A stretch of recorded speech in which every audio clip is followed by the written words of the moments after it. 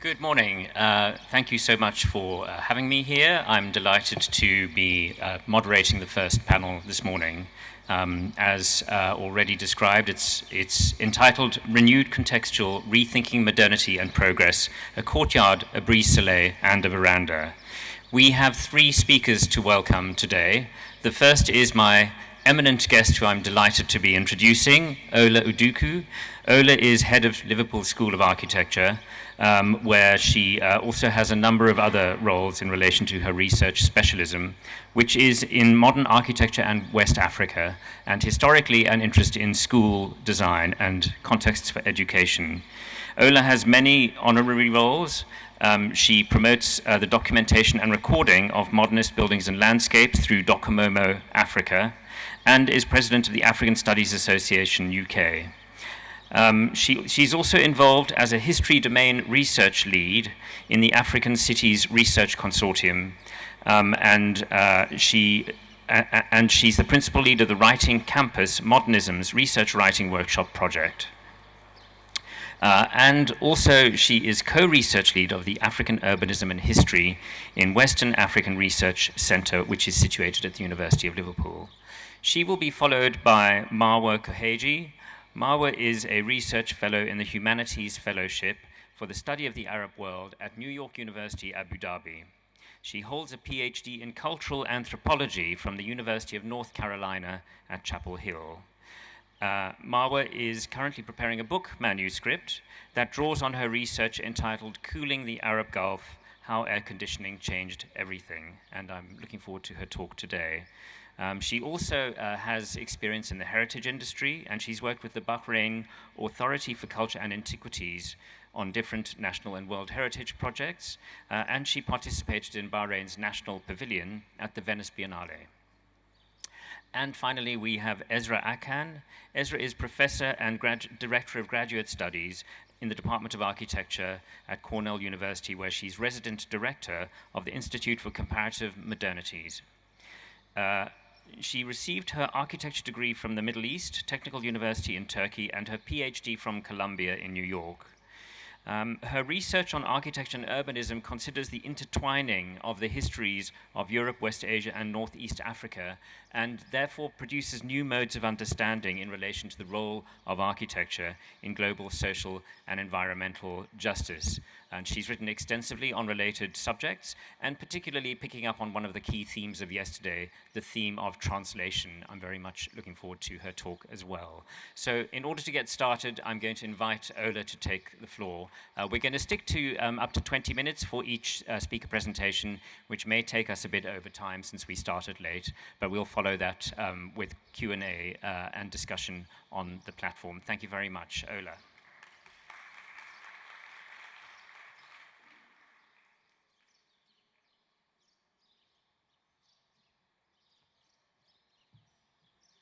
Right. Does that sound good? Can you hear me? Right. Well, thank you very much. Thank you for the introduction, Matthew. But thank you particularly to Tosin and the crew who've set up this amazing triennale. It's really great to be here and see the actual, what would I call it, the exposition in full force. I think a lot of us have been watching and being involved in the background, and now that we're actually here, it's really wonderful. And thank you, obviously, to everybody in Sharjah. I think we really should keep smiling. It's an amazing environment, and it's great to be in a non-air-conditioned box. So with that, I only have 20 minutes, so I'm going to start. Okay. So as has been said, I'm going to be, I called it when we did the run-through a kind of a mediation or meditation on what the Brise-Soleil is. And I invite you to come with me on this journey and see where it takes us. In terms of my background, I am, again, an interloper. I have that interest in school design, so this is amazing as well to see the typology being preserved, which I think, again, is something we should always do, record and preserve the different ways in which we've conducted education over time. But for today, if I start from this modernist background, I'm suggesting we look at what modernist buildings are, particularly within an African context, because my research is mainly focused on Africa, if not specifically West Africa. So when we think about the Brise Soleil, we often think about it being a modernist concept that Le Corbusier and that group or canon of architectural actors were involved in bringing to the world. Those of us who've done a bit more history would challenge that, and that's part of what this talk does. But aside from that also, just starting from that as a background, the idea, of course, is that the Brise Soleil helps us to block out direct sunlight, particularly in warm and hot climates where the sun has a specific angle. So I could go into the building science side of it. But interestingly, of course, there were plans, particularly for North Africa and places like this, that Corbusier had as an idea, and the architects such as Chaumet and Ecochard actually delivered in parts of Morocco and so on. So starting with that as a background, if we go straight to the tropics, we're looking at here the very, at least relatively famous engineering building at the KNUST, Kumasi University of Science and Technology campus, designed by James Cubitt and Kenneth Scott. So again, we have, if you like, Western agents or actors, architects, designing for the tropics. And the idea about the Brise Soleil is the bit, can I actually use this as a pointer? Probably not. But the bit below is where the Brise Soleil is. You can see the detailing. And the idea is that this is almost like this, and you have large engineering parts in, but that controls the sunlight. And it's worked quite well, although in these days of sustainability, you could say there's a lot of concrete there. But it does work, and indeed the doors are wood, tropical hardwood. So this still exists, and this is the kind of background to, I guess, the normal received discussion about how the Brise Soleil gets introduced to these tropical climates. However, if we think a bit more, I guess the question is, do we need it? So this is back to the discussion we had yesterday at the beginning of the symposia. For a lot of climates in Africa and elsewhere, we don't necessarily need to be in the building. You can see here a series of bits of architecture which are actually more colonial than traditional. Top left is Katsina. It's part of the Katsina College, so this is part of my own primary research around school design in northern Nigeria at this time. And there were no openings, you didn't need to shade from the openings. One, because education would have happened at times when it wasn't very hot. But secondly, with the depth of things like the walls and so on, you can actually have enough shade not to need to block out the sunlight and so on, and also the orientation of the buildings.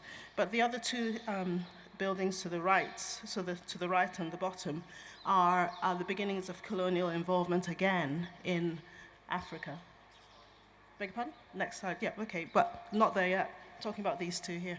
So this is, if you like, early colonial style, where again, the Brise Soleil hadn't been invented, but the idea about the shade, so we're back to almost a veranda, and how you use space between places. But next slide is indeed, I guess, the beginning of so we had a kind of missionary intervention in the last slide. This is more the British colonial government at its best. You've got schools in Calabar, that's southeastern Nigeria, a school in Lagos, and the same school in Badagry, that's right. So these again, this is where you have the importation of other elements, whether it's oftentimes wholesale importation of kit parts from places like Glasgow or Liverpool to build these schools in areas where, again, missionary education in this case takes place. The Calabar school is the Presbyterian mission. The Badagry school is the Baptist mission. And yeah, and then the Lagos school is actually a private girls' school. But yeah, going on. And this, this then gets translated into how, I guess, the elite in parts of Africa begin to build. This is actually an old house in Badagry, which I'm not sure whether it's still standing, but this involvement about understanding how you use the interface of the building to design becomes part of it. And in this case, there's what we call the Brazilian style, which we think is actually Portuguese and not Brazilian, but we won't go into the detail about that. But the ideas and elements come from across the world. But these ideas of how you deal with this inside and outside space and how you can shade it have always been part of the construction vocabulary before modernism or modernity. But then, this is the challenge, obviously. For those of you, particularly here in the Middle East, there's a big discussion about whether the mashrabiyah, which you use here in the private internal courtyards, are not another element of the idea about the brise soleil and how you shade the inside from the outside for privacy, light, and other things. And for our Latin American colleagues, you would have heard about the kobogo, which again has been muted as a possible earlier interpretation of the brise soleil. The idea being, interestingly, that in the heinous period of the slave trade, there were actually Arabic slaves who were taken to the New World and were able to actually introduce these ideas about screening to parts of Latin America. But then again, it gets reappropriated and invented in the 1950s when we have the first exhibitions on architecture where this style comes up, and the story as well, it's not necessarily Le Corbusier, we have our own version of it. So again, there's a challenge as to what the brise soleil is and how it works in different areas. I should say that's Zanzibar, which again is an interesting place because it's this transition and confluence of cultures. So it could have come from either the Moorish Islamic tradition, or it could have come from local ideas about, notions about how you deal with space. Whereas that is from Latin America itself. But again, staying with Zanzibar, this idea about how we understand or engage with what I would call culture, but particularly our understanding about space, and in this case we're thinking particularly about the brise soleil, but we're also talking about this transition between inside and outside. I think examples like the old dispensary in Zanzibar, definitely go if you've not been there, gives you that real understanding about how it is really a mix of culture. I don't think we can actually claim modernism as being a particular thing or style. And I think in a lot of the world where we have confluences of culture, trade, education, we have this interesting style that in itself is undefinable. But we deal with the way in which the building interfaces with climate. The same thing in terms about the idea about the courtyard again. So that's the old dispensary. Again, much more, the actual architecture is more late 18th, early 19th century. The courtyard style here is of a highborn Islamic woman who inherited the property from her father. But the idea about this courtyard and how you shade from the in and the outside. And today it's been repurposed as a hotel. And then just again, the ways in which it, in terms of how we look at it today, the idea can sort of be elevated into, I guess, what we'd call a more scenic understanding. So this is actually from the Design magazine, but it's a Latin American interpretation of that space. But sort of going back to it then, so if we do think about it as being the modernist element, it has different ways in which it actually, let's see if I can get myself back in.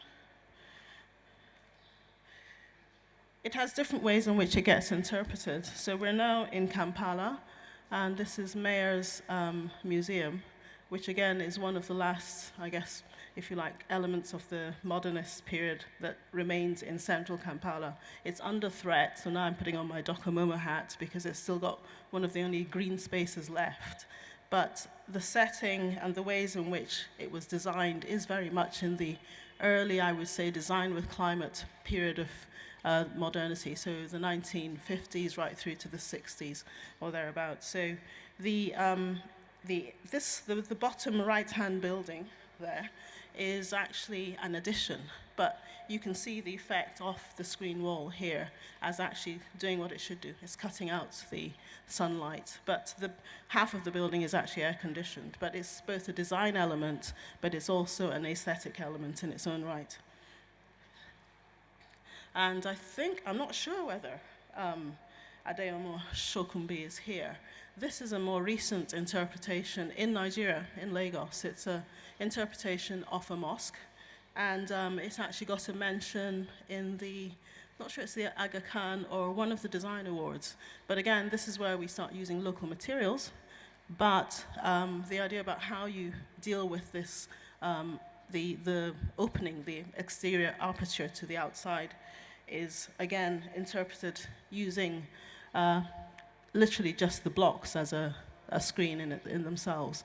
So again, this is something that we continue to do. It's not something that is only historical, but sometimes we don't recognize how this historical trail can be shown through the system. And obviously with the mosque, it's oriented in the right direction to Mecca. So it's being used as being more than aesthetic. It's got the aesthetic and also the functional being used. With sustainable natural materials. I think certainly there is cement block, but it is very different from often the approach towards, quote unquote, the new in a city like Lagos. Going on. But again, taking it backwards and forwards a bit, this was a building I went to more than 20 years ago, designed by the architects Godwin and Hopwood. Name check, their archive has just gone to the CCA in Montreal. But they were long-time residents in Nigeria, but they always use the ideas around designing with climate in the ways in which they designed their buildings, particularly public buildings like schools. So this is a 1958, just before Nigeria's independence. And to the best of my knowledge, at least 5 years ago when I passed that part of Lagos, the building still existed. But in the typical modernist style, you can see the adaptation where you get your airflow happening below the ground, at ground level with the pilates. Children, according to the teachers, no child had fallen down and fallen off, but I don't believe that. I think that was just for my consumption. But it really works. Again, the challenge here is, do we need the full wall? Oftentimes in spaces and situations, particularly in much warmer and humider climates than this, you really just want your airflow across the body. And it's been functional as a school and remains a school over the 50 years that it's been in existence. I mean, interestingly, bottom right image, there was an idea to look at how you could use the kind of tilt, and we'd call it the tilting window in the UK. That was being used as a flap to direct the airflow through the building. But again, because glass doesn't last as long, particularly with kids, they have not been as successful as being redeveloped as an idea. Normally what you have is the louver window, which has its own problems and has a lot of aluminium. So some basic ideas around how you deal with environment is something very important in terms of how we look at design and the ways in which we deal with, I guess, directing the elements we want in, that's airflow, and keeping out the elements we want out, direct sunlight.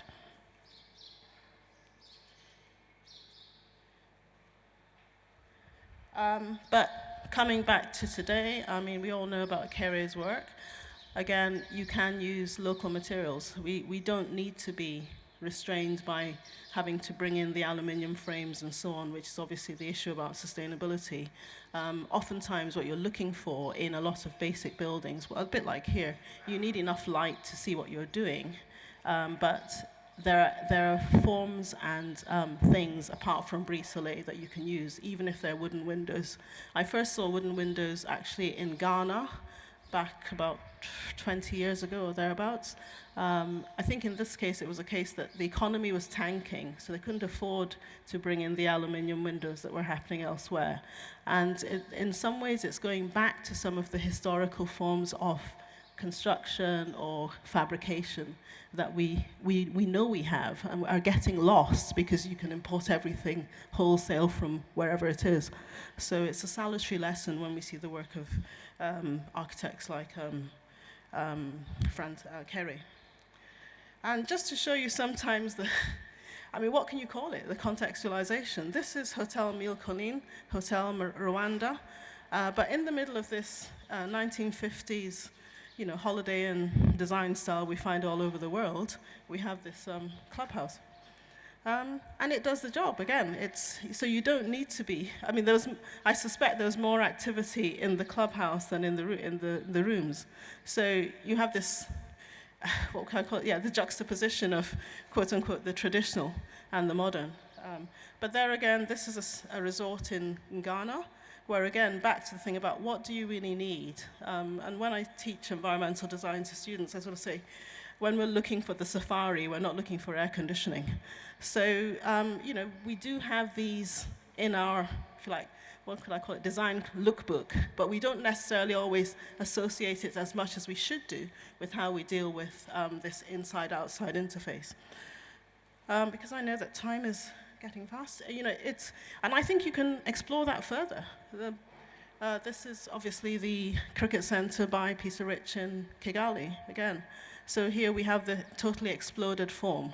It's literally just shelter. And we really had a nice, cool Coca-Cola there, I have to say. I hate cricket, but this was a really nice building. But, you can do these things. These are all, again, local materials. We have to ask ourselves, I think, in the global south, but particularly in Africa now, why we sort of spend a lot on, I think, aspirations which we can do even better on the continent using local materials. I should name check the bottom. That's Barbara Muller. She's done a lot of work in Ghana. And this was actually a design project, a design studio, where she worked with actual bamboo to create a temporary structure. So structure could be temporary, structure could be permanent, like the cricket pavilion, especially if you have investment from elsewhere. But then again, back to Kigali. This was a school which has now been repurposed as Norsken. I think this happened, I think, just before COVID, but it's their kind of operations center outside of Europe. And what they've done, interestingly, is, I think, reinterpret, again, the brise soleil, or this idea of the inside and outside, by using the pan tile, which is used for a lot of roofing in schools in Rwanda, as a frame for their brise soleil. And again, inside-outside space. I think the thing about Kigali, though, is it's got that, what's the word called again? The optimal climate. It's highland enough and cool enough. Certainly in certain areas you would need a bit more, but in terms of this, again, it works as a workspace for today's, I could almost say, digital worker. And it's incredibly popular. They also sell very good coffee, if you're ever there. But again, back to the everyday, another part of Zanzibar, not the touristy bit, I would say we ourselves, as, it's almost, I'm sort of prepping you for the next lecture, in terms of anthropologically, we find ways to devise space to do things. So that's just effectively a locally made, I would say, brise soleil for that space on the balcony. Whereas there's also the formed. So this is Kampala, and it's an actual, I think it's probably one of the Durban buildings. There's a series of, again, mainly British architects who've built a lot of what had been colonial and early post-colonial Uganda, places like Kampala. But you can imagine the amount of concrete that's been used for that versus this, if you like, DIY shading device. And I know where I feel, I guess, has more of a relationship, to be honest, to the place and the space. So I am slowly coming to the end, I hope, of my meditation. Maybe not quite.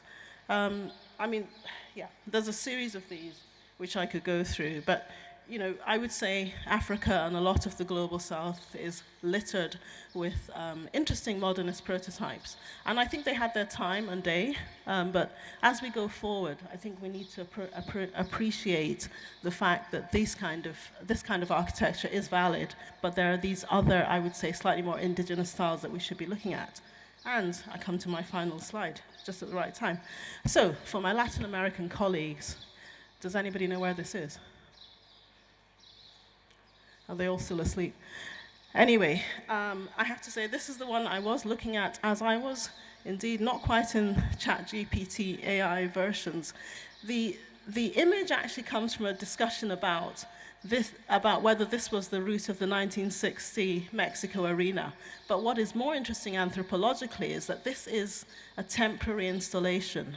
It's only set up once a year as a kind of fiesta area where people who are celebrating the feast of San Pedro come with with their sheep and everything, have the festival, and then the whole thing comes down. So it's this idea about the temporality of space as well. It does what it needs to do. It shades them from the elements, and at the end of every year, it just gets taken down.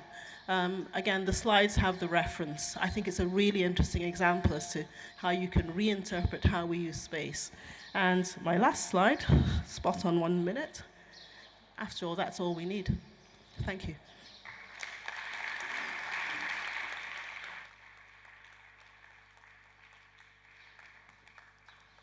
Thank you so much. Thank you so much, Ola. I'm now going to introduce Marwa Koheji, who's going to speak for 20 minutes before Esra Akan will come up onto the platform. Marja.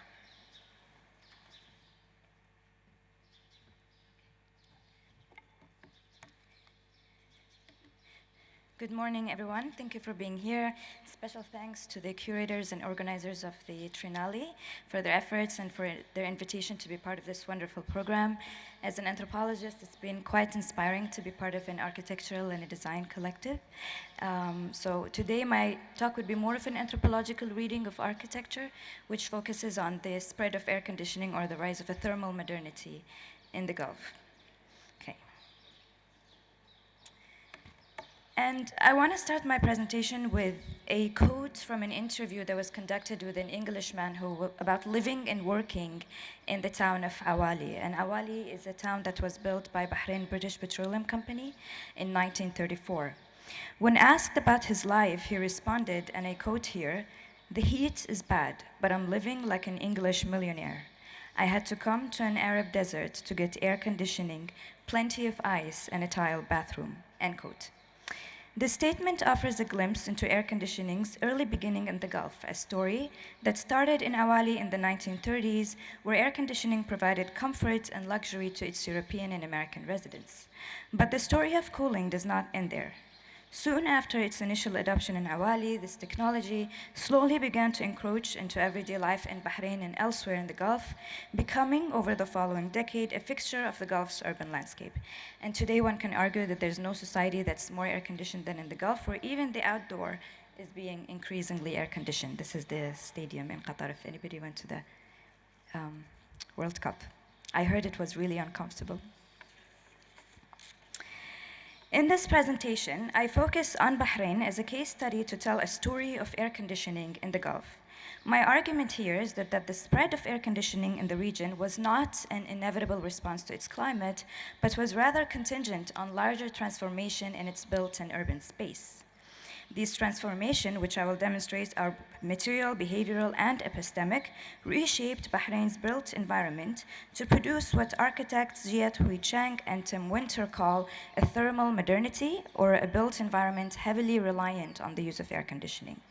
And by tracing the emergence of an air-conditioned built environment, one of my aims here is also to shed some light into how architects in the Gulf today are also pushing for new ways of building that are less reliant on this technology. Now, the early contours of a thermal modernity first unfolded in the early 20th century when the British turned Bahrain into a center of colonial modernization policies in the Gulf. That was a moment when large-scale technological systems dominated colonial thinking at large and converted infrastructure from air-conditioned system to new buildings into a metric of civilization in colonized territory. And we see this happening clearly in Bahrain, particularly with the establishment of the first municipal governments in Manam in 1919, which introduced a number of urban reforms. This is a picture of Charles Belgrave, who played a major role in leading and implementing urban reforms in Bahrain. And so with the establishment of the government, the reshaping of Bahrain's urban environment became an integral part of the process of reform. Throughout the 1920s, new building materials and designs were introduced that would gradually displace architectural strategies of passive cooling in favor of energy-intensive and mechanical forms of climate control. And these urban changes were often framed in racialized terms, and were justified on the grounds that the vernacular architecture was a sign of cultural inferiority that needed to be modernized. And we can see this logic aptly captured in the title of an interview that Belgrave did with Life magazine in the 50s, entitled He Said Forward to the Backward, where he explains how in Manama, and I quote here, let me see. Yeah, how in Manama, new buildings of shining white plaster have replaced mud hovels and a crumbling mud town filled with noisy people who lived in incredible filth, end quote. But contrary to Belgrave's assertion, people in Bahrain did not necessarily need these air-conditioned plastered buildings. Rather, they were able to survive and thrive in its climate for centuries, primarily by relying on remarkable architectural strategies of cooling. So they selected their building materials for their ability to resist the heat, so that would include coral stones that was fetched from the sea, mud and plaster that was used from limestone, which is also known for its high thermal performance. Additionally, they adopted building designs that maximize shade, ventilation, and air movement, so most houses were built around a central. Yeah, most buildings were built according to sun path and arranged along narrow alleyways to minimize the space exposed to the sun. Additionally, houses were mostly built around an inner open center courtyard that helped with the ventilation. And it's quite wonderful giving this presentation. Is it better? Okay. Got it. Okay. So most houses were built around the courtyard. And it's nice to give this presentation here because this is a live example, so I can be like, you can look at it. In addition to that, some wealthier households also featured a wind catcher, or what we call it in Bahrain, a badgir, which is a technology that Persians brought with them, particularly in the early 20th century, which funnels the air even on a relatively still day. So if you see any of those here in Sharjah, and if you just stand under them, you could feel the breeze, which is quite lovely. Such architectural strategies were also accompanied by behavioral adaptations that are still part of living memory. For instance, many recalled practices of indoor migration when residents would sleep on the rooftop during the summer because they provided cooler spaces. One resident of the city of Muharraq recalled, and I quote here, "We used to lay our mattresses on the rooftop when the sun would set, so the moisture in the air would make our mattresses cool. We slept earlier in those days. Maybe by 9 and 10 o'clock people would go to sleep, and we woke up earlier too. When the sun would come out and your body would start to feel the heat, that's when we woke up," end quote. Others recalled instances of seasonal migrations when communities would temporarily relocate near the coast and live in temporary barastis or palm frond huts. Another Muharraq resident remembers, and I quote, "I would move with my family near the coast, and the whole community would be there too, living in temporary barastis. I remember my mother would spend her time drying shrimp to prepare for winter," end quotes. So it's interesting to see how there is a temporal and spatial element into how people used architecture in a way that aligned with thermal changes. Just to give another example, the courtyard, which I was talking about earlier, was typically, it was occupied in a way that maximized shade efficiency. So most of the courtyards were connected to a shaded colonnade, or what we call it liwan, like here. And particularly for the female residents of the house, the liwan functioned as a reception area where the women would socialize, entertain guests, and also conduct household activities. And most of these activities took place in the morning and were coordinated according to the sun path. One Manama resident recalls, and I quote, "I remember when I was a kid, I would go with my mother in the mornings to visit her friends. They would sit in the shaded part of the liwan and eat dates and drink coffee. But as the sun moved and the shade receded, they would move and follow the shade. And they would do that until all the shade was gone. That's when we knew it was time to go home," end quote. So they'd be like sitting here, and then when the shade moves, they just kind of like move until it was time to go home. Now, these architectural adaptations did not materialize in a vacuum, nor were they the result of formal training. Rather, we can think of Bahrain's vernacular architecture as a product of a collective form of intelligence. And I borrow this term from sociology, particularly sociologist Chandra Mukherjee, who defines collective intelligence as a form of intelligence that is distributed among individuals performing a joint task and interacting with the material conditions of place rather than through individual abstract mental reasoning. Indeed, with the absence of formal knowledge, Bahrain's well-adapted structures could not have been built without collective intelligence. At least prior to the Second World War, there were no architects, nor were there schools to receive formal training or guilds that controlled the building practice.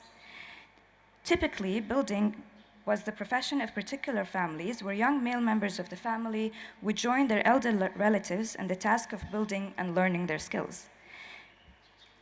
This is taken from a study that architectural historian John Yarwood conducted on the city of Maharraq in Bahrain, I believe in the 70s, and he identifies one of the families that were known to be builders. And even today in Maharraq, there are certain neighborhoods that are known as Farij al-Bannayin, or the neighborhood of builders, because it used to be occupied by families who were known to be masons. But while the specialization of certain families, the knowledge that building required was not exclusive to them and was well shared within the community. Today, many members of the older generations could easily speak on the kinds of materials that were used in building, how they were produced, and also on building method. And this is something that really came through in the oral history interviews, where men and women would be able to tell me exactly the kind of wood that was used in the ceiling, how it was erected, how the plaster was made and applied. And even when I was talking to architects as part of the research, they would say that particularly when they worked with homeowners who belonged to a prior generation, they mostly had an intimate understanding of orientation, so they knew which room needed to be placed where to minimize the exposure to the sun. Now, there are different explanations or reasons that can explain such distributed forms of architectural knowledge. For one thing, as limited income communities could not always afford to hire masons, they often built their houses with the help of the neighborhood. As building standards were known and construction materials limited in range and locally available, it was common practice to build without hiring specialized help. In oral history testimonies, some even described the practice of communal building as faz'a, which is when an entire neighborhood would rise to the occasion to help a neighborhood build a house. And what's interesting, when I was researching this term, I also found that it was used in other places as well. So this is a picture taken from a public Facebook group that documents history of Tajura, which is a city in Libya. And the caption read, like the days of the Faz'a, when the neighborhoods would collectively build a house, and then the owner would kill a sheep and prepare a meal to celebrate the completion of the task. So interesting connections here. Furthermore, even when built professionally, the mason's only task was to provide and organize the labor. The supply of building material was the responsibility of the building owners, and because of this, owners would typically be involved in different phases of the construction, and so the process of designing, constructing, and occupying a building were very much entangled.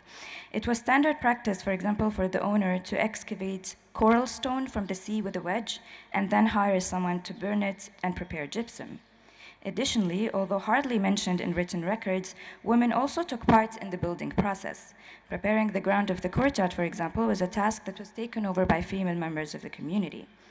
One resident of Maharraq recalled this process as she recounted how she would visit seashore with the other girls and women to collect small seashells, or as we call them in Bahraini, subban, which they would then dry, put on top of the sand, and cover with mats and carpets. And I quote her here, "The seashells absorbed the humidity and kept the ground cool. It didn't pass the humidity, which wasn't good for the carpets nor for the mats," end quote. Particularly in the absence of men during the pearl diving season in the summer, women also took over the responsibility of the maintenance of buildings and even, according to some oral testimonies, built houses themselves. The task of controlling architecture was therefore a cooperative activity between different epistemic communities. Women prepared the ground, masons assembled the frame of the house, building owners fetched coral stone from the sea, professional burners handled the lime wash, and Persians brought with them new technologies such as the wind tower. The result is a reservoir of architectural problem solving that could not be attributed to one person, but was rather the outcome of collaborative interactions with the immediate environment. Now, with the onset of British colonial administration, such place-based and collective knowledge was gradually set aside in favor of a new practice that relied primarily on scalability, and which was part of the circulation of Western engineers and urban planners into colonized territory. And we see this practice adopted soon after the establishment of the municipal government, when the political agent at the time, Clive Daly, requested a copy of municipal plan in British India to be implemented in Bahrain. His successor, Colonel Barrett, similarly requested municipality rules from Basra, Iraq, to serve as a blueprint for urban modifications in Manama. And that's just to give you a few examples of these practices of scalability. And we can think of these practices as not unique to the British experience in Bahrain, but as rather a hallmark of colonial expansion at large. Scalability allowed projects to be replicated across time and space with little modification and without changing the framing assumption. As such, urban plans could be implemented with little regards to the social and ecological conditions of place, leading to built environments that are not only maladaptive, but that in the case of the Gulf, also would lock the region into a reliance on energy-intensive air conditioning. And so starting in the 1920s, under Belgrave continued supervision, I stepped on my glasses today, so I cannot see what is two, okay. So throughout the 1920s, we see the beginning of a transition from a built environment that relied on passive cooling to a new thermal modernity, or a built environment that retained heat and required air conditioning. And so in the 20s, we see a scheme of road widening being introduced, which did away with the shaded alleyways. In addition, the British also instituted a ban on palm frond huts and discouraged the use of coral stone, which they regarded as unsanitary and unsightly. Instead, new building materials were introduced that were maladaptive. So concrete started to be used as early as 1928. That's one of the earliest examples. With the emergence of the oil industry in the 30s, asphalt also started to take over roads, exacerbating heat retention in the ground and contributing to what meteorologist Leonard Meyer put term in 1969 an urban heat island. Now, while primarily implemented by the British, the urban reshaping of Bahrain occurred along larger economic shifts that made Bahrain's merchant class an indispensable partner in the reform project. So with the collapse of the pearling industry and the transition to an oil economy, a lot of the merchants reoriented their trade from pearls to the construction, service, and retail industry. They started promoting cement and glass, opening asphalt factory, and also act like agents for different brands of air conditioning. These are advertisements that started to circulate and reach the Bahraini public through an emergent local press in the 1950s. And what this ad signifies is also a culture of consumerism that started to emerge with the oil economy. And so there was also an aspirational value among people of wanting to acquire these new building materials. But it was not only the introduction of new materials, but also the imposition of new regulations that shifted the built environment toward a reliance on air conditioning. One such regulation is the setback requirement. Setbacks were first introduced in the town of Awali, the oil town that I mentioned at the beginning, which was modeled after American and urban planning regulation, thinking here of scalability as well, before it was replicated in other towns in Bahrain. The requirement stipulates a particular distance between the front, side, and back of a building and the plot boundary. So while in the past people built their houses on the entire plot around an inner courtyard, the setback reversed that. So now it became very difficult to continue building like that. And so we have a new housing pattern emerge that we know today in the villa in the Gulf, which is oriented outwards, surrounded by private ground, and relying primarily on air conditioning. Now, what's interesting is that this urban transformation not only locked the region into a reliance of energy, but also produced social consequences that many deemed undesirable. Just to give one example, in oral history interviews, when people spoke about the rooftop, they spoke of it also as a space that fostered social connection because they could talk to their neighbor, hear them, and the entire family would sleep in one space. One resident recalled, and I quote, "We knew which house had a funeral, which had a wedding. We even sometimes knew what they were having for lunch the next day," which might be too close for comfort, but there was definitely a sense of connection. But with the use of air conditioning, the sun started to disintegrate, not only because people started to use the room, but the operating sound of AC was more disruptive.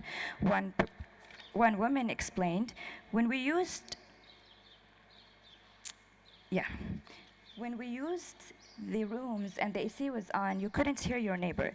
And it was not only your AC, but the neighbor also had one, so the entire neighborhood sounded like an AC, like a boom. And this sound took all our stories, chit-chats, and interaction and buried them in the ground, end quote. In recent years, with escalating energy concern, this history of colonial-led urban reform is being called into question. Many Gulf architects, for example, are critiquing the setback requirements as an undesirable form of intervention that does not allow them to draw on their heritage and prioritize low-carbon design. So to give one example, this is a roundtable discussion that I attended where most of the architects, except for one I remember, were against the setbacks. And to prove his point, one architect shared a story where he violated the municipal regulation and recreated the courtyard. And he shared it as a success story that he was able to bring back a forgotten architectural element that helped with ventilation and light. Other architects are experimenting with novel designs to show how eliminating setbacks can allow them to better integrate buildings with their ecology. So this is one example of an architect that I met in Bahrain, Saudi architect Noor Abdelmajid, who proposed to me her prototype of the sinking house, which uses the Earth cooling capacity by building underground. Abdelmajid used local weather data and climate analysis to demonstrate that building at deeper levels would significantly enhance a building thermal performance. And so today, as the ecological crisis renders a thermal modernity increasingly questionable, it is imperative to ask how else we can achieve comfort. The effort of some Gulf architects are commendable in this regard, but perhaps what is also worth asking is how to restructure the architectural practice to make it open to a collective pooling of labor and knowledge. At a time when the process of designing, constructing, and occupying have become increasingly separate, we might benefit from bridging such divisions in favor of collaborative efforts to build for a more sustainable future. Thank you all for listening.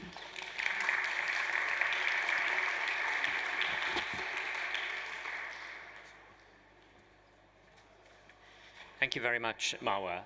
Now we are going to hand over to our final speaker, and we're just going to keep going, and hopefully we will still have some time for questions at the end. Esra Akan, thank you.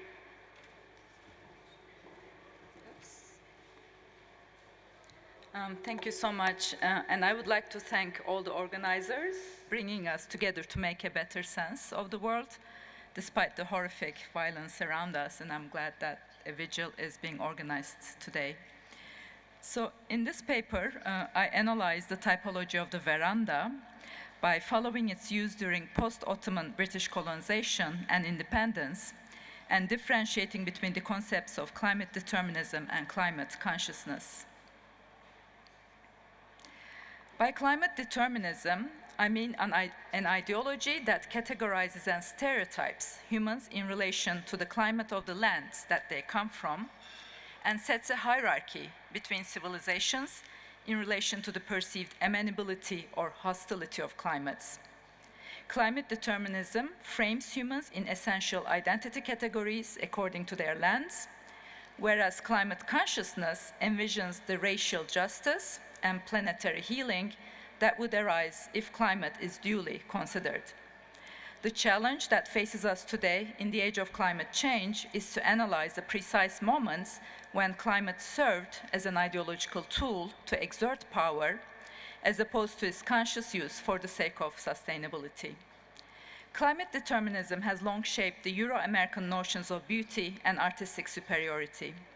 In one of the earliest texts of art history in 1763, Johann Winckelmann claimed that it was the moderate climate that enabled the ancient Greek men and women to perfect their bodies with outdoor sports, and therefore it was climate that inspired the ancient Greek sculptors and architects to immortalize the proportions of perfect bodies. Beyond the neoclassical assumptions on beauty and interest in archaeological excavations, this type of climate determinism had consequences in colonies during the age of industrial capitalism.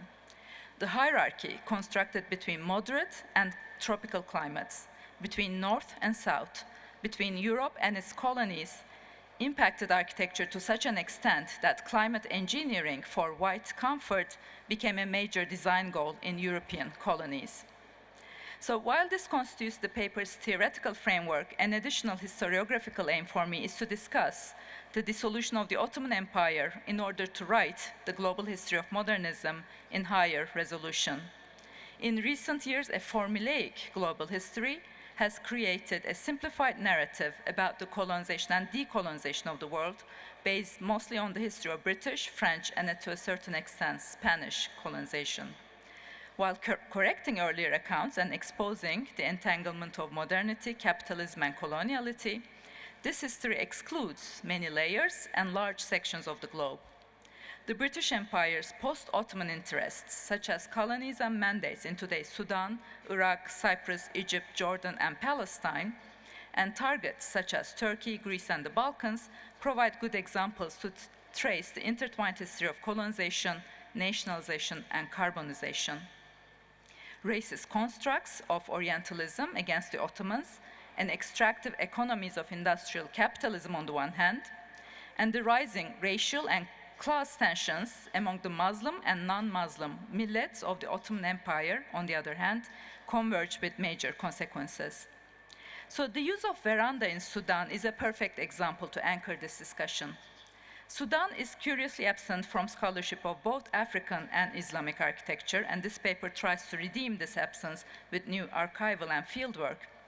The British colonizers were convinced about the climate effectiveness of the veranda in the context of a distinct town planning strategy. The capital Khartoum was planned with climate determinist and militaristic policy. Upon conquest in 1898, General Kitchener laid a plan of Khartoum on the fortress Ottoman town facing the Nile. Ignoring the climate considerations of Ottoman modernization that refrained from settling in flooding areas and sheltered from sandstorms, Kitchener wanted a gridded street layout with large blocks cut diagonally with large avenues.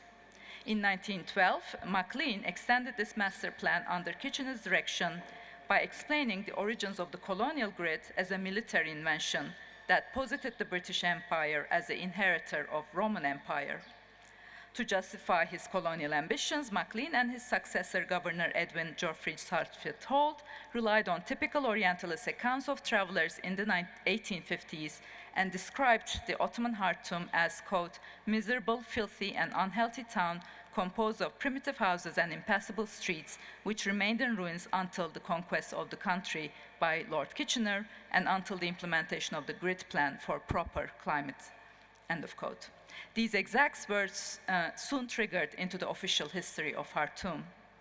Climate determinism shaped the decisions of urban planning and architectural typology.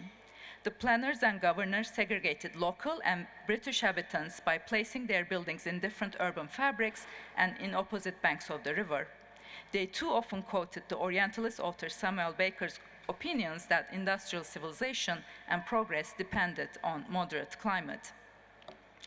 The term and expertise of tropical architecture has colonial origins. Maclean clearly expressed the need for proficiency in tropical architecture in order to protect the British citizen from hostile climate, whom he differentiated from natives due to their skin color. Moreover, he justified this difference with the alleged racial adaptness to climatic conditions. Quote, it has been shown that the greatest enemy of white man in the tropics is the sun. The native, being highly pigmented, is in perfect adjustment with his environment, end of quote. Maclean thus proposed to segregate the white and native people so that, again, quote, Europeans live in houses so arranged as to be exposed to the prevailing winds, surrounded by gardens and open spaces to permit the free circulation of air, end of quote. So thus came the gridded white streets and low density of Khartoum. The veranda was supposed to work only in this urban setting. Maclean and Sarsfield Holt endorsed it as the most appropriate architectural element to be placed in large gardens and wide streets. Family photographs confirm that every British individual occupied a single-family freestanding house in a large garden with at least one veranda. The architectural design of these verandas varied, and they could be built of wood, brick, their ceilings could be lifted with arches, timber posts, or classical columns. Some were modernist, minimalist white boxes with carved-in verandas. Sometimes an elevated veranda encircled the entire building. Sometimes stairs inside carried one to the upper deck. Sleeping in the verandas were common, also roof decks. And family photographs taken from the interior of verandas illustrate that these shaded outdoor rooms functioned as the main living spaces. Families passed long hours on the verandas and furnished them with comfortable chairs, dining and work tables, sleeping corners, hunting trophies, animal skins, and carpets. Many photographs capture colonizers sitting entitled and relaxed next to their servants, even child servants, including cleaners, cooks, drivers, security officers, and clerks, most of whom worked in houses but lived in a separate outbuilding. The furnishing of these verandas projected wealth and permanence, and thus settler colonial intentions.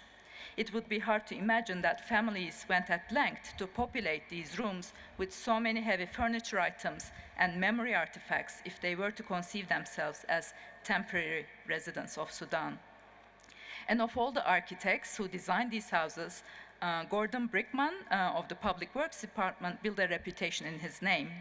His housing scheme for British officials of 1920s came to be referred as Bridgeman House type houses, and they were selected to showcase the government's undertakings. These houses were distinguished by virtue of their verandas with neoclassical columns and Ionic column capitals, symbols of climate deterministic beauty.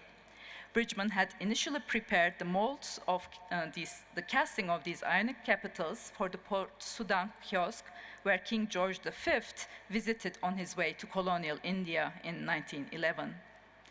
Housing for officials in Khartoum, designed by Bridgeman again, was a group of houses made up of light-colored cubes into which verandas were carved. Verandas with classical column capitals combined with flat roofs created a unique hybrid, even though they unmistakably symbolized the introduction of European culture into the colonized city. In addition to private houses, the veranda was also the identifying space in iconic and strategically placed buildings such as Kitchener Memorial School, designed by Bridgeman himself with his signature Ionic columns, the Grand Hotel, where many colonial officers stayed, and in memorable Sudan clubs in Khartoum and all over the world, all over Sudan, with pools and entertainment activities. Among the first and most visible monuments was the Gordon College with its unmistakably brick presence, which was extended in 1951. So on the one hand, the British introduced brick as an industrially produced material to construct their colonial enterprises. On the other hand, they devised climate engineering systems for the global south, which intervened in planetary systems and brought climate change. And of course, there's nothing inherently colonial about developing passive climate control in architecture. In fact, local builders and architects had already developed many of these techniques and continued to improve them. However, the colonial planners either dismissed or gave no due respect to pre-colonial local wisdom. Claiming that the veranda was a British invention is a case in point. Indeed, comparable spaces existed in both anonymous and iconic houses, including the Khalifa's house in Omdurman, where many British officers visited and referred to the Rakuba of the house as its veranda, and other examples include Ali Dinar's palace and so on. Moreover, the British entitlement to climate literacy was embarrassingly mistaken at many fronts. For instance, Sudan's place in the field of tropical architecture was premised on a foundational miscategorization. British colonizers confused all of their colonies as tropical lands in an overarching umbrella that spanned from Libya to Malaysia, from Saudi Arabia to Hong Kong. A map published in Colonial Building Notes in 1955, exposes this colonial epistemology and identifies the tropical zone in relation to geopolitical borders rather than Mercator lines. This misnaming of tropical lands resulted in mistaken urban decisions. The colonial planners of Khartoum claimed that the grid relied on climate proficiency and fostered thermal comfort, but it actually did exactly the opposite. This decision resulted in the overexpansive city due to low density of housing zones and due to the distances of large-sized urban blocks. Despite the centrality of climate, the British planners ignored the most important weather events. The decision to settle on areas that were previously identified as flooding zones in Ottoman-era plans continues to distress the city.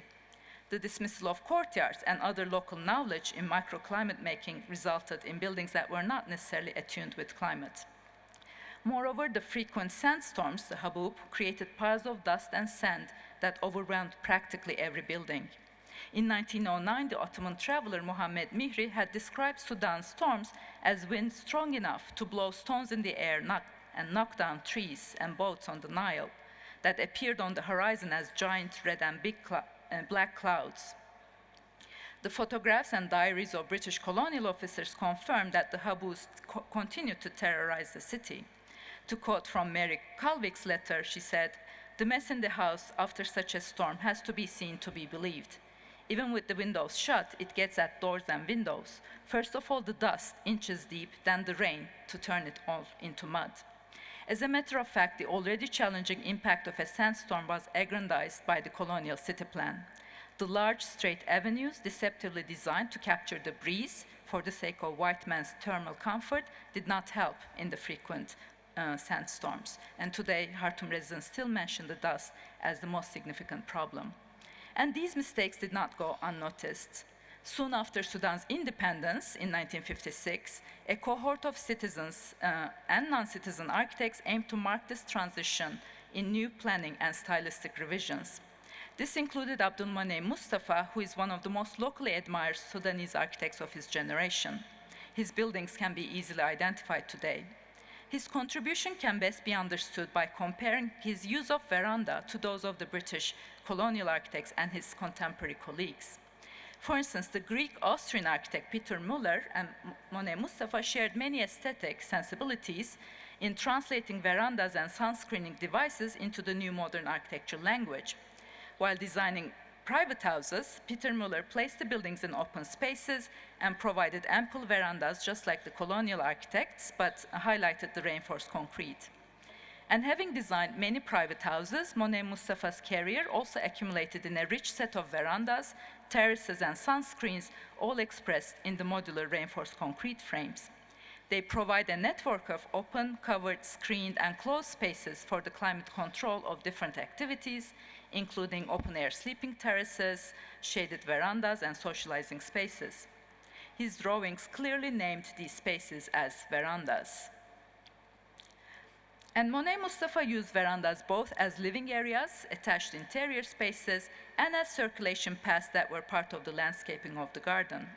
For instance, this house integrates a high wall where the veranda is beneath, whereas these two houses are freestanding objects in large gardens. Or this house is a hybrid relation with the street due to the lifted veranda from where one can see behind the high garden wall. Or the trees consciously planted here both protect the house from overheating and create a shaded space in the public street. And in his designs for less wealthy collective housing, Monet Mustafa made sure to provide a veranda for each unit regardless of the modest means. And these gestures were carried to public buildings as well. In the chemistry lab of the University of Khartoum, Peter Müller lifted the entire multi-story building on pilotis to create a shaded public space. And the memorable verandas of this building with this tilted wooden lattice work both protect the walls and create this linear and vertical circulation spaces. So the veranda in the air, functioning both as a sun shading device and a socializing circulation space that knit buildings together, became a repeated pattern during this time. Now, there's a significant quality that nevertheless differentiates Monet Mustafa from his predecessors and collaborators, and show his corrective participation in the tropical architecture proficiency. This difference can best be illustrated by comparing Peter Müller's and Monet Mustafa's campus designs. In Khartoum Senior Trade School, Peter Müller followed the British colonizers' assumptions about the need for large open spaces in between buildings that were expected to generate wind flows and ventilation. Thus, he considered freestanding modernist blocks as viable solutions. The tropical architecture discourse, with its British connections, went through some transformations but continued to inform the architects of Khartoum of independence. In the pages of the colonial building notes, as well as the tropical architecture program in AA, tropical architecture became a discipline of scientifically tested climate control techniques. Sudanese students were hosted here, and example studies, as you see here, which kind of scientifically certifies the effectiveness of the double roof in Peter Müller's campus. Instead, Monet Mustafa corrected the British nomenclature by defining Khartoum as a hot and dry, not tropical climate, and he warned additionally against the strong dust storms. While there were many open-air areas in between buildings, in Peter Müller's design, Monet Mustafa consciously designed a microcosm in his College of Fine Arts.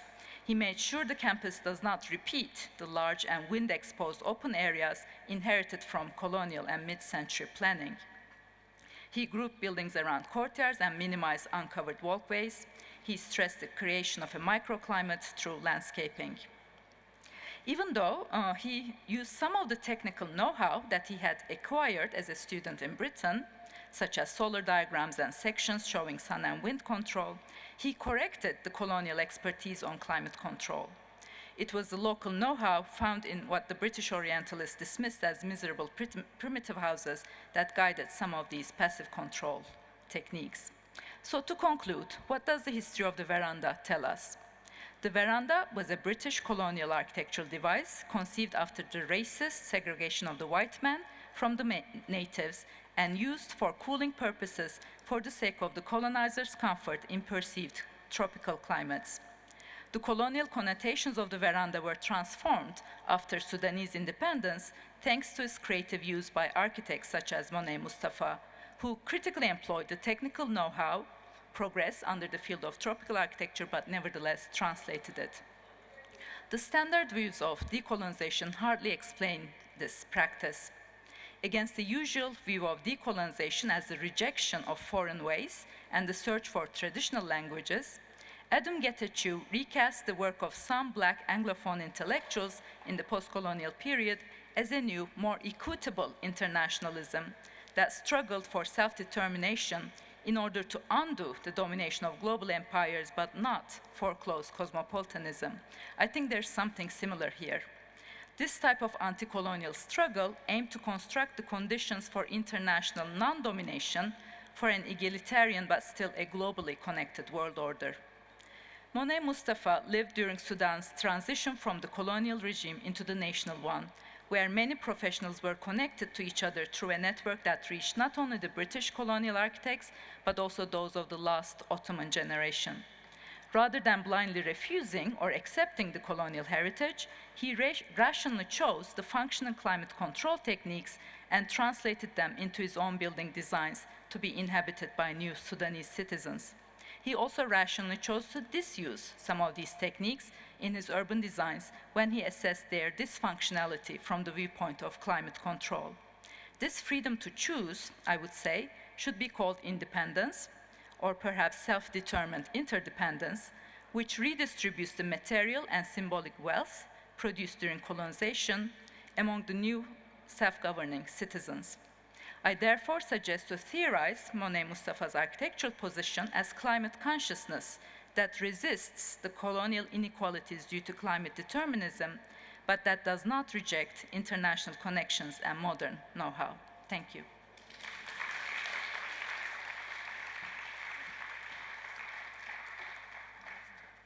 All right. So those presentations were fantastic. Thank you so much, Ola, Marwa, Ezra.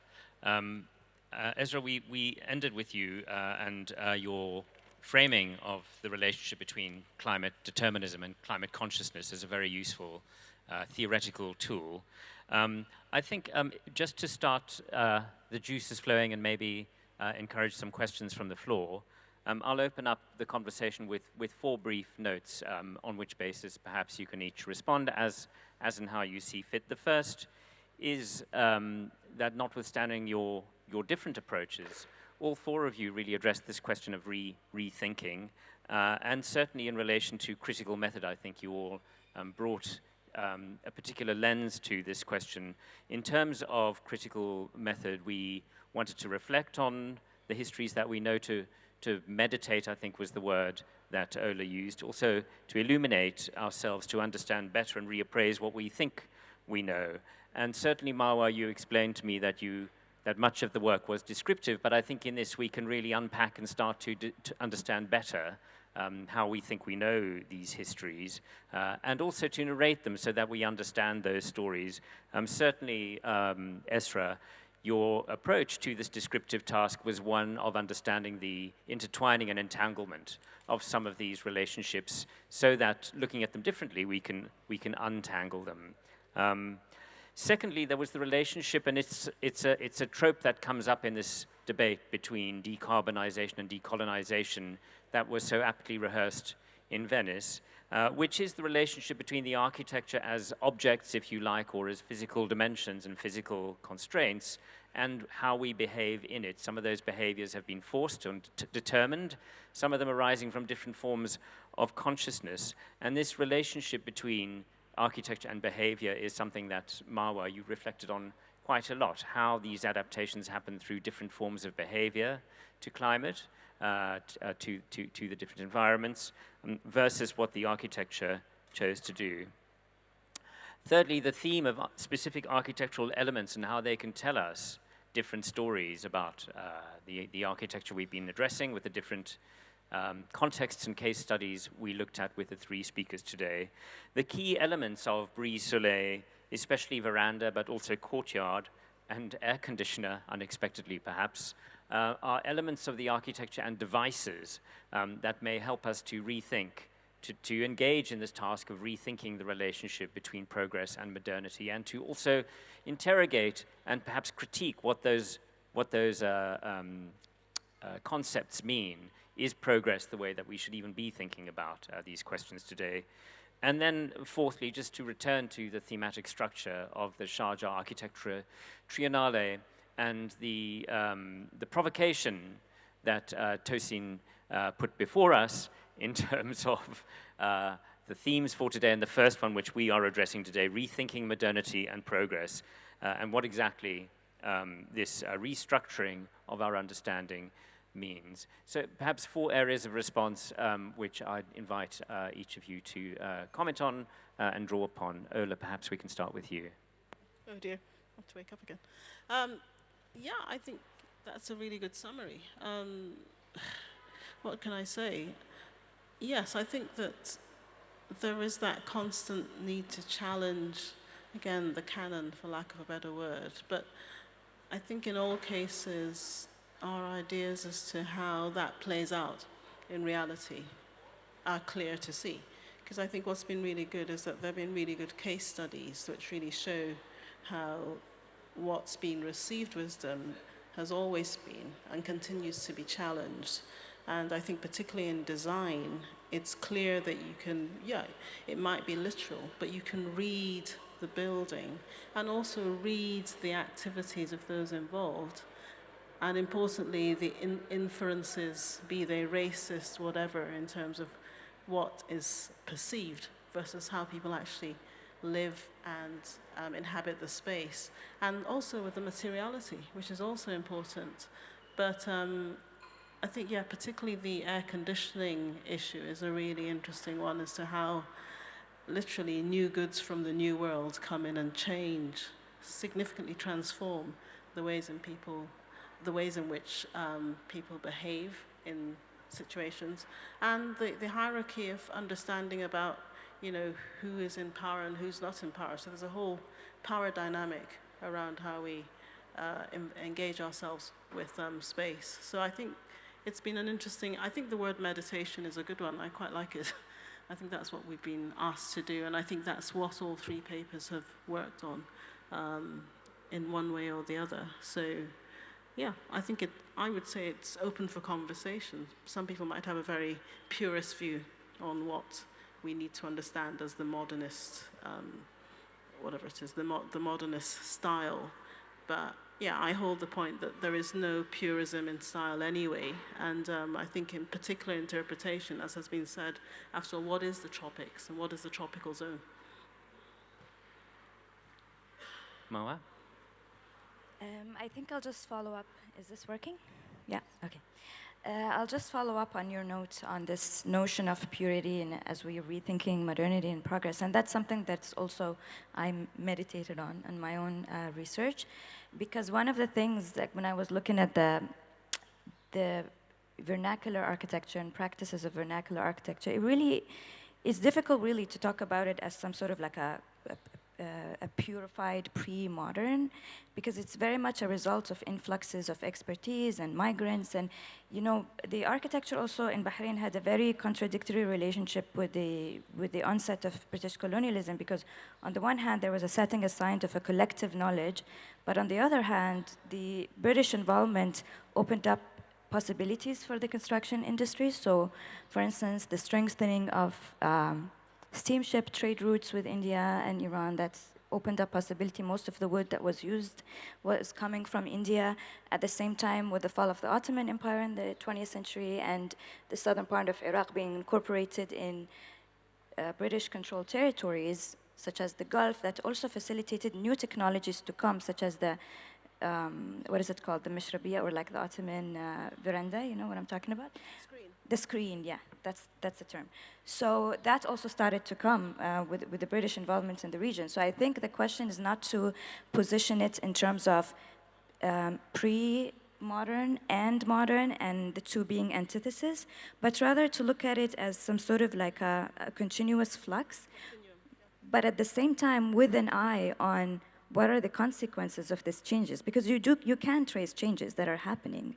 And at least in my case, it's the consequences are not only environmental, which is now we have an entire infrastructure that relies on air conditioning, because literally, if the way we've built our buildings, if you don't have air conditioning in them, they would deteriorate. So we actually need them, right? But at the same time, there are social consequences. But yeah, I think this idea, it's important to not approach it as like a pre or post or an antithesis to each other. Yeah. Thanks. Esra, I'm not sure that your presentation was a meditation at all. I think it was a little bit more complex and finely tuned, and you may not wish to respond to that, but do you have any responses generally to the comments? Yeah, I mean, first of all, thank you for these 4 points. About the provocation of rethinking modernity and progress, one thing that I think came out in all the 3 papers is that we were also inviting to rethink what modernism excluded, or what it called non-modern or traditional vernacular, and so on. These terms are all problematic, but many of us actually showed that the climate control techniques were already there before the colonialists came in, before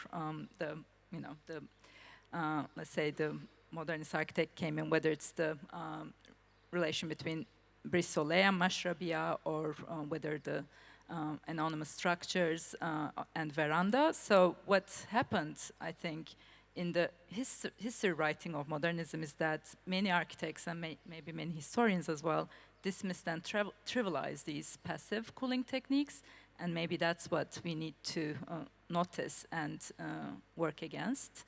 So I think we also showed that it's important to rethink what was before modernism and what it dismissed and trivialized. And that's a corrective aspect as well. Yes, and a corrective aspect.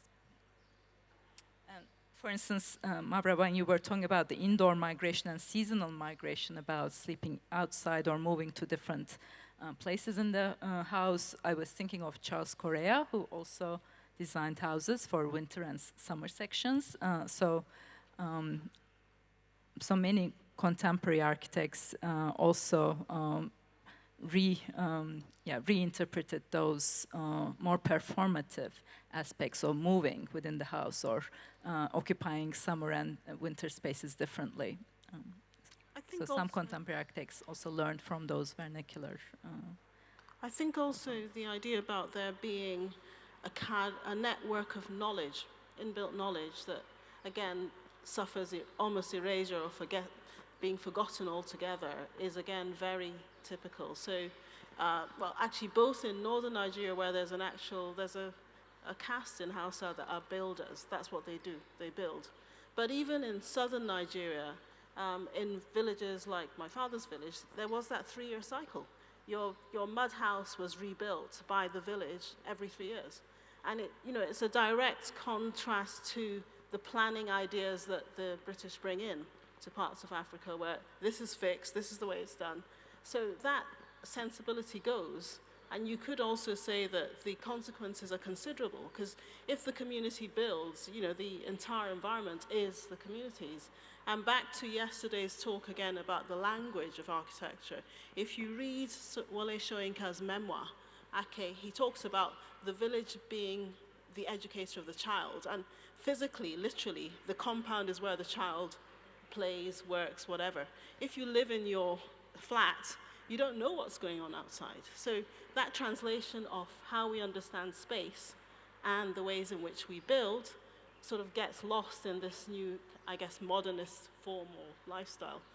The other anecdote I've talked about in the past and written about is in my village, the mission. My grandmother, now departed a long time ago, she'd say she was going to the mission. You wouldn't be sure whether she was going to the school, she was going to the church, or she was going to the dispensary.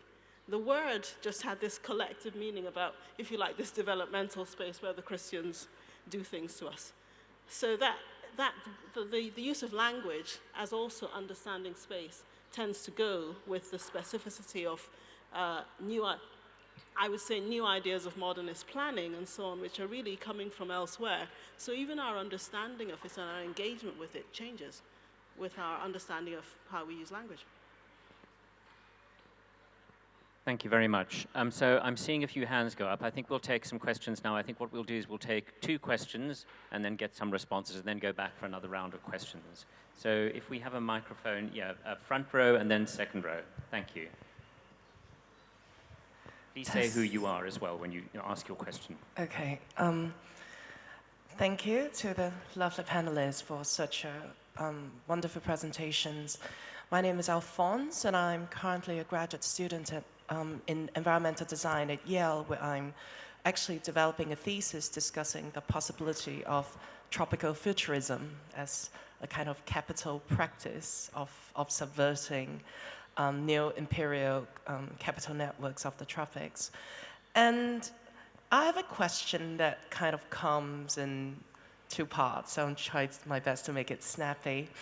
And the first I want to just express my appreciation to Ola and Marwa in particular, where there's really that conviviality that was being discussed in traditional forms of spatial knowledges, and the idea of that architecture as a social practice, as social choreography. I thought that was incredibly moving and relevant, especially in the context of the triennial. And I guess my question comes from this position of wanting to kind of get at the context of all of your researches, because I think it is pretty evident throughout the presentations the presence of the looming specter of, for example, British colonialism kind of running through the development and the implementations of the modernist program and project. And I'm just really curious, in the context of all 3 of your researches, did you find perhaps certain synergies and systems where these different knowledges were actually coming together, being produced in the imperial capital and they're being exported back out, or if you see a very specific kind of situated vocabulary between how each colonial outpost worked with locality. And thank you. I mean, despite the complexity, I'm going to ask you to go to your second point, or was that the second point? Oh, that is the second point. Okay. So the conviviality issue, and then the question of the synergy. If you can just pass the microphone behind you, we'll take the next question as well.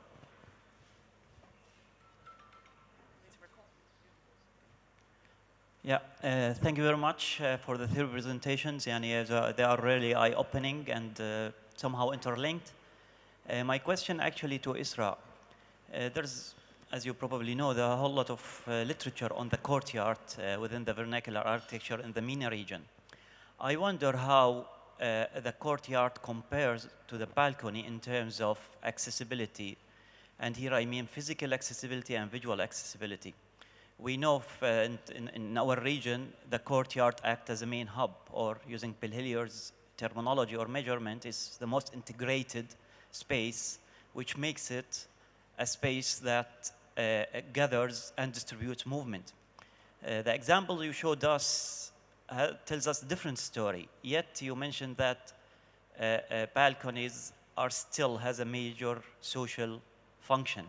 For example, the very beautiful design that you showed us when the designer put the meshrabiyya in front of the balcony as an adaptation procedure, it actually impacted the accessibility to that balcony, yet it did not change the visibility. So my question in a nutshell is that how you compare the courtyard to the balcony in terms of accessibility and sociability. Thank you very much. Thank you. Do you want to start, Esra? Sure. About the tropical futurism, I mean, in my talk, I tried to make a point that tropical modernism, or this tropical architecture, was also dominant and exclusive. It was also a blanket term, and it ignored and erased many cultures. So in that sense, I would be cautiously proceeding about tropical futurism in order to not to repeat its climate deterministic and violent histories in at least some parts of the world. So that like Sudan is, let's say, a cautionary tale about that. And in terms of the courtyard, yeah, I mean, that would require a whole other paper, but in the case of the example that I'm showing about, the British colonizers were so convinced of the need for ventilation and, you know, free space and so on, because they were having this tropical modernisms in their mind that they thought was necessary in Sudan as well. So they completely, in a way, dismissed the courtyard, because courtyard would be not ventilating enough and it won't allow the free flow. In a way, that history is a case in point of the dismissal of something that actually works very, very well in that climate, and it not being practiced enough. But I think what happens in some architects, like Abdulmaneh Mustafa, is that he uses both the veranda. I mean, he's not totally ignoring the climate-specific functions of the veranda either, or balcony, as you said, and turns it into a balcony, and the courtyard. So it's a diversification of climate control techniques that comes with independent architects that do not reject the courtyard, but does not reject the veranda or the balcony either.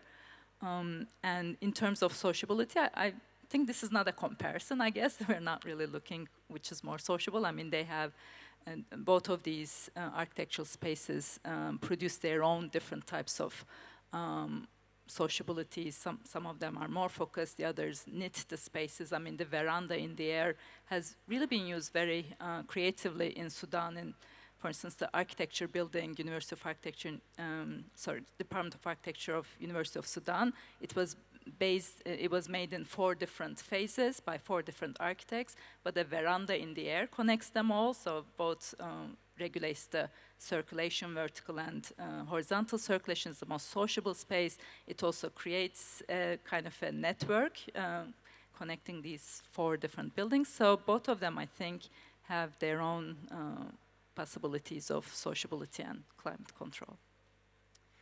Thank you.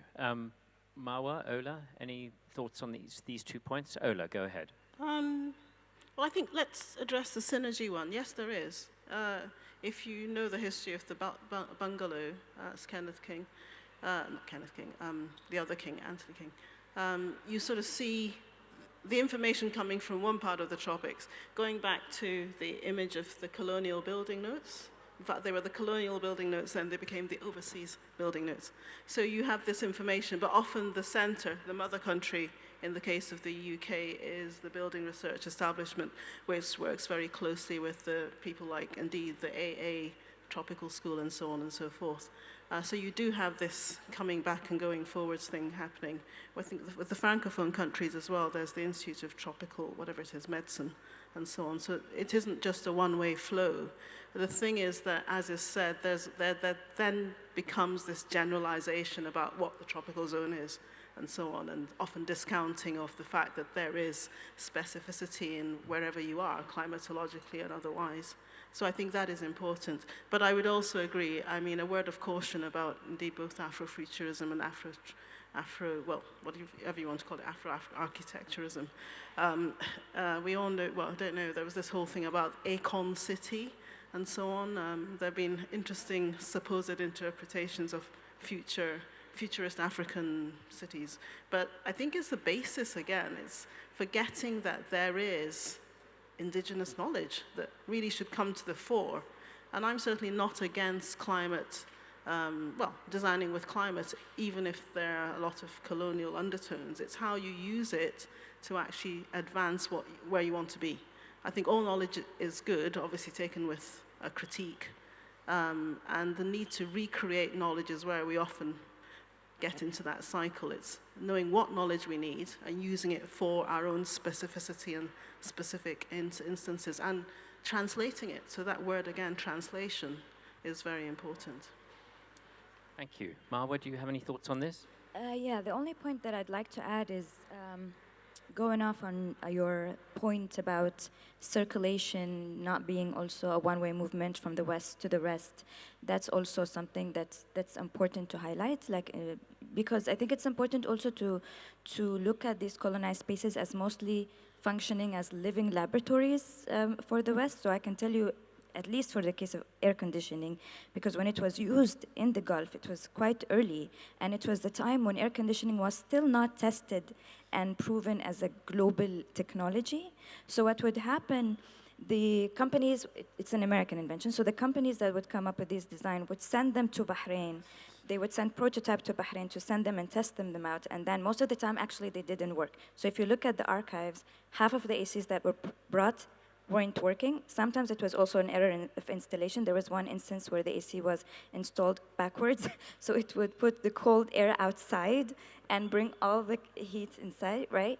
But most of the time, the technologies would go back and then redesigned and then brought forth again. So there's a constant movement of adjustments and redesigning that happens with technology. And you know, in the case of Bahrain, there's also local industries that develop. There's a local air conditioning industry that developed in the 90s that really did a lot with designing the AC and making it more adapted to the climate.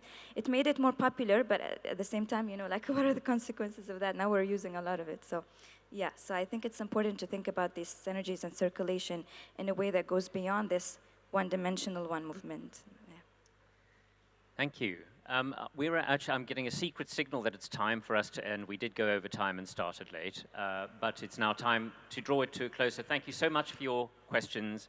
Thank you to all of our panelists, and thank you to Tosin Oshinowa and the organizers for getting this event together. Thank you.